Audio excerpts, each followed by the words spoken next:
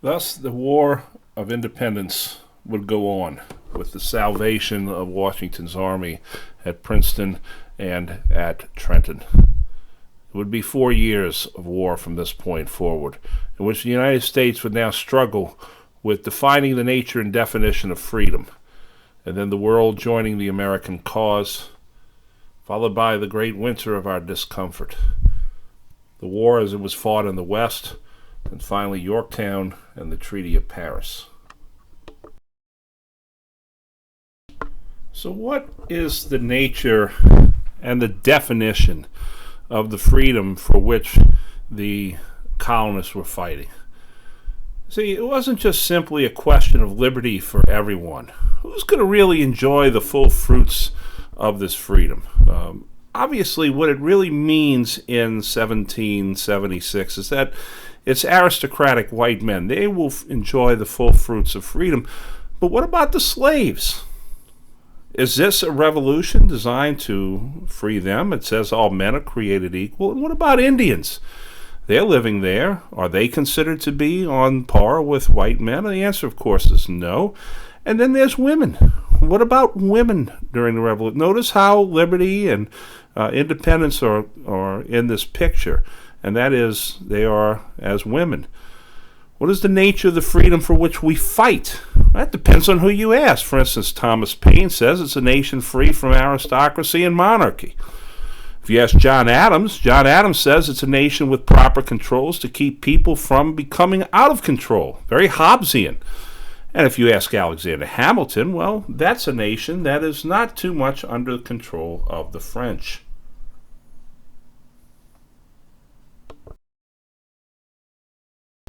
And so, how, with this definition of freedom, how do we get the world to join the American cause?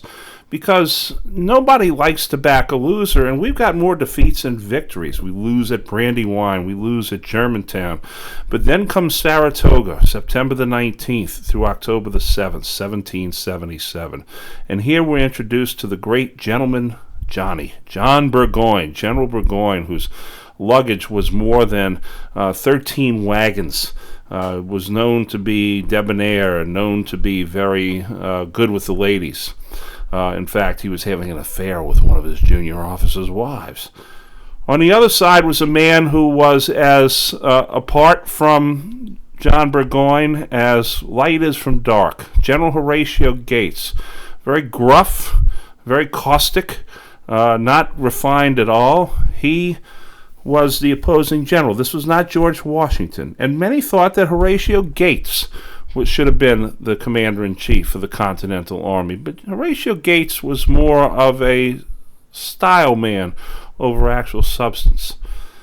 The British, as they are marching south from Canada into New York, have no knowledge of the terrain.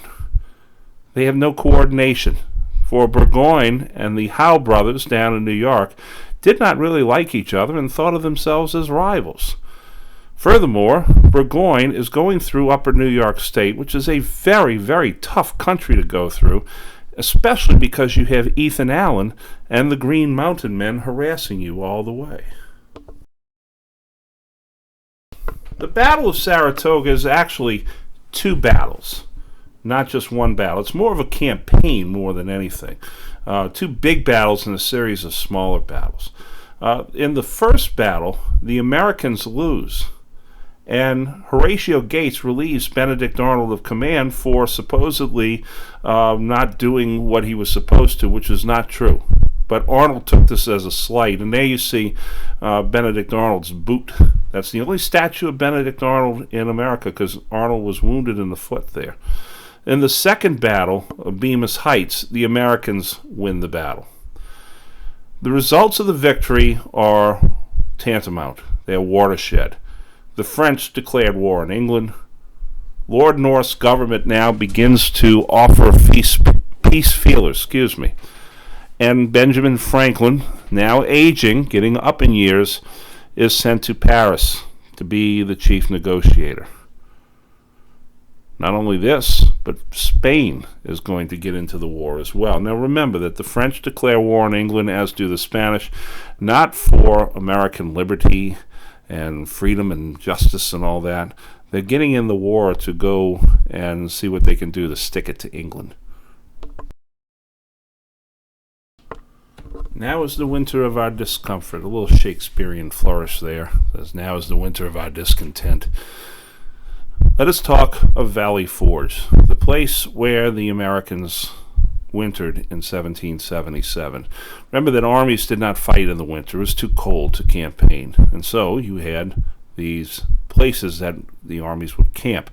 They choose the site above the Schuylkill River near Philadelphia. Strategically, it was sound, but it was a rough place at first. There was little warmth of food. Not many people had the shelters that you see there. And the home front failed. American farmers are actually doing business with the British because the British are paying in gold while the Americans are only paying in paper money called continentals. Most of the deaths there were due to disease and poor sanitation. Americans did not know how to be an army just yet. That was the big problem. Furthermore, they had a quartermaster that was more out for his own profit than he was for supplying the army. General Thomas Mifflin was very uninterested in actually supplying the men and did very little to help. As if that was not bad enough, there was an attempt to replace Washington with Gates.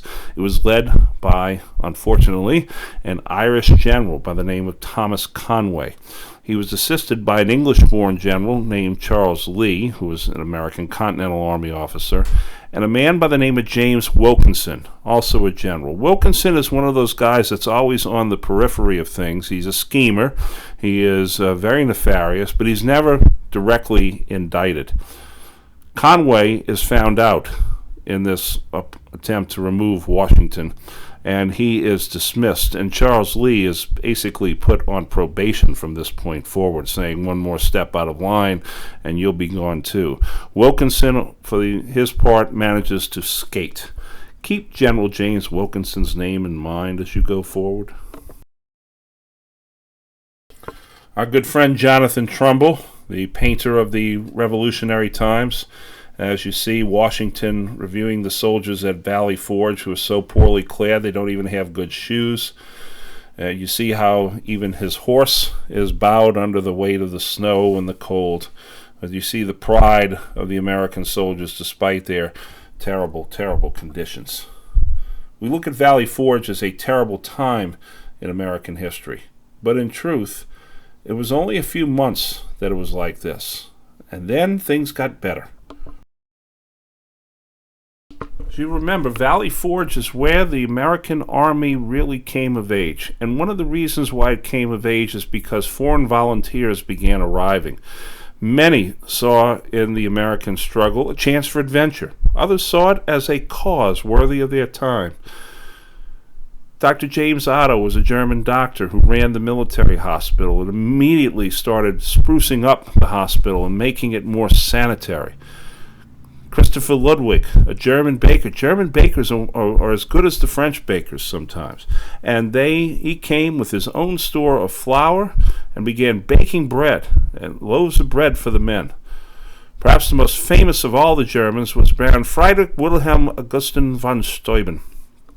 He is a Prussian non-commissioned officer, means he's a sergeant.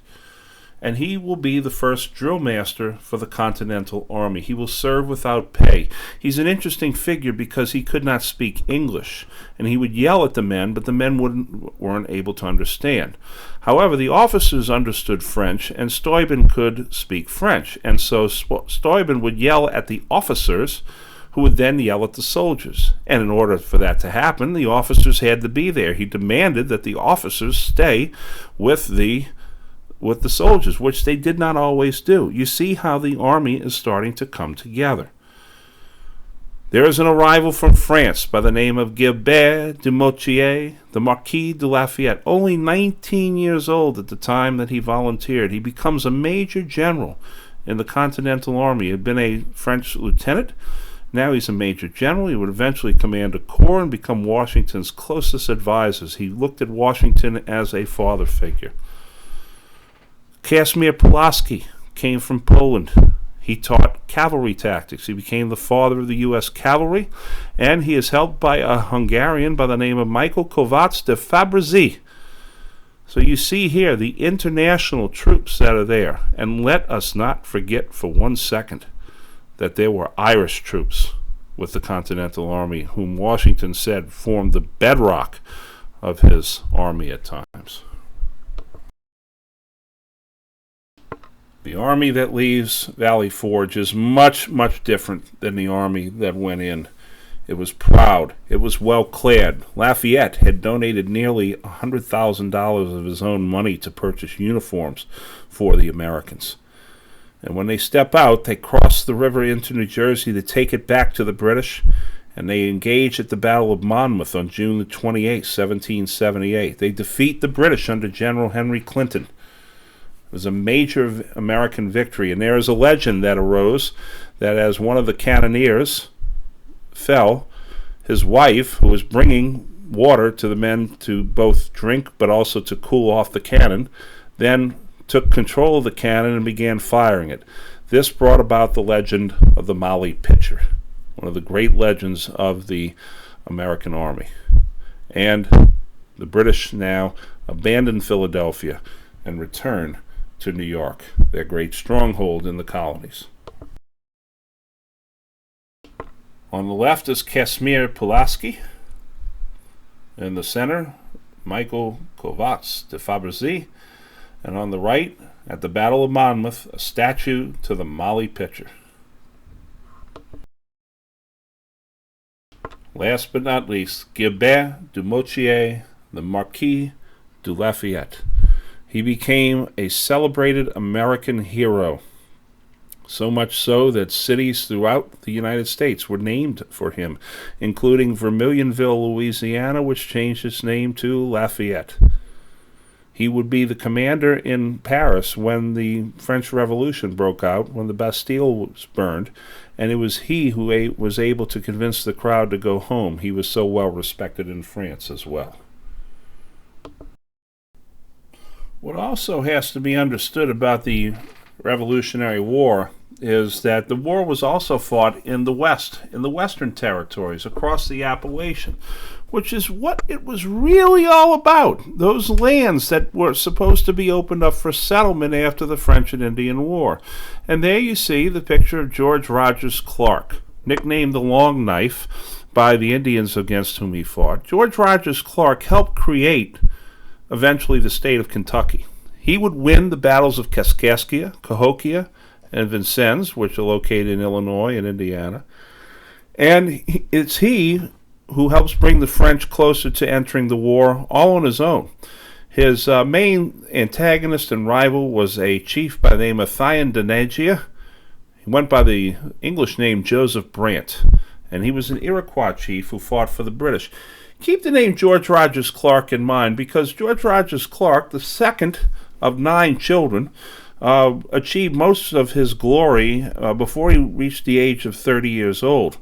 But he had other members of his family that would also achieve major glory as well. So we approach Yorktown. We see a move toward peace. The Americans accept the British offer of negotiations, and they appoint 2 committees. One is called the Committee of 5 men who would draw up the boundaries of the new nation. The second one was the Committee of 13.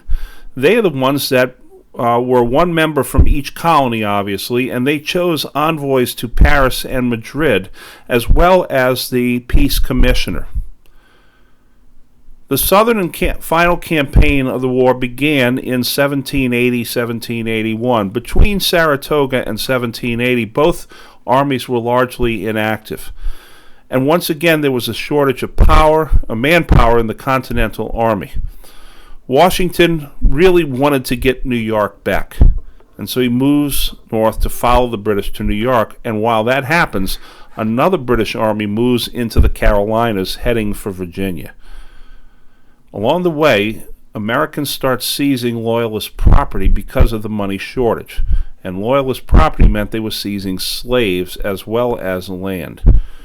This would be something that would come back to haunt the Americans later on. 1780 was not a good year for the Americans. Charleston fell to the British. The British won a major victory at Camden in South Carolina. Well, it wasn't totally black for the Americans because Washington now had enough reason to remove Horatio Gates from command. And he replaces him with Nathaniel Greene, one of the major American generals that helps bring about the end of the war. Things were not all that good, nonetheless, because Benedict Arnold now turned traitor. He had had enough of the Americans and constantly feeling that he was being slighted by them. And Washington now uses the occasion of Arnold's surrender to tell the Continental Congress, he says, certain men are simply not doing enough. And many in the Continental Army feel that Congress should be given more power over the states. In fact, many in the Continental Army will become the basis for the Federalist Party. We're also introduced to a man by the name of Francis Marion, who's nicknamed the Swamp Fox. If you've seen Mel Gibson's movie The Patriot, much of his character is based on Francis Marion. In order to get the money situation under control, they turned much of the nation's finances over to Robert Morris, called financier of the Revolution. Robert Morris was a guy that not many people liked, but everybody respected because he was very, very good at money. He did not really help the money situation out by bringing more money in. What he did was he helped the American credit by putting his name behind it, and that gave people a sense of confidence. The idea of Nathaniel Greene and Francis Marion was to slow the British down, make them struggle for every yard that they gained. The British commander is Lord Charles Cornwallis. He defeats Greene at Guilford Courthouse, but it's a Pyrrhic victory. That means that you won the battle, but you wish you had never fought it. Cornwallis is now running low on supplies because he's going so slow, and so he moves into Virginia with hope of being resupplied by the British Navy. The Americans engage him at the famous Battle of Cowpens, and they defeat Cornwallis there and drive him toward the coast. Meanwhile, up in New York, Washington really wanted to take New York, but the French would have none of that. So they had Washington fake an attack on New York and then move the Continental Army south to Virginia. This is the famous story of Washington having his army light the cooking fires but march away in the middle of the night where the British did not realize what was going on. Cornwallis now moves onto the peninsula between the York and the James River, the same site where Jamestown had been established more than 170 years earlier. On October the 19th, 1781, Cornwallis is forced to surrender because the French kept the British fleet away from resupplying him, and Washington had him surrounded on land. The Battle of Yorktown is not the end of the war, but it is the beginning of peace negotiations. In his office in Whitehall, Lord North proclaimed, my God, it is over," and then he tendered his resignation to the king. The peace delegates now began negotiations in earnest in Paris, and Parliament gave the order to all British soldiers to suspend all military operations. Cornwallis himself would not show up for the surrender, so he sent out one of his adjutant lieutenants, who then said he would not surrender except to the French. The French then said, "I will not accept the surrender, only General Washington will surrender." Washington then said, "Since a general did not come out to accept give his surrender, then I will not accept it from a lieutenant." So he sent out his adjutant lieutenant to take the surrender from the British officer who is on the ground, and the American would not get off the horse. Ritual, prestige, pride.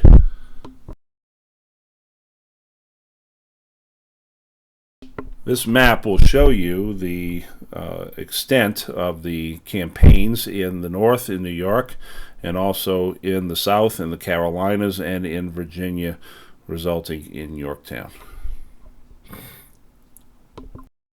In Paris, the American Peace Conference consisted of Benjamin Franklin, John Adams, the man who had worked probably the hardest for American independence. And the man you see in the picture there, John Jay. John Jay was a master lawyer, a master attorney. He would become the first Chief Justice of the Supreme Court, later serve as Minister Plenipotentiary to Britain.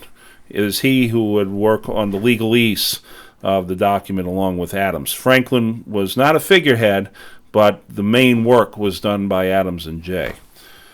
When the treaty was finally signed in 1783, what it did is it established the borders and the independence of the United States.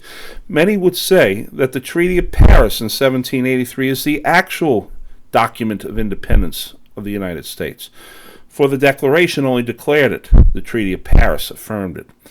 The borders of the United States would be that it would be the Atlantic on the east, the Mississippi on the west, the Great Lakes and St. Lawrence to the north, Spanish Florida to the south. It also guaranteed access to the Atlantic fisheries, all that good cod and swordfish that was out there. The remaining terms and timetables were inexact, especially about troop withdrawals, for British troops would remain on American soil, not in the colonies themselves, but on the outposts, on the Great Lakes, and in northern New York, and so forth. And there you see the boundaries of the United States as the states are created from that. And you'll see then Vermont and Kentucky will eventually become the 14th and 15th states, respectively, and the territories of the Trans-Appalachia all the way to the Mississippi River.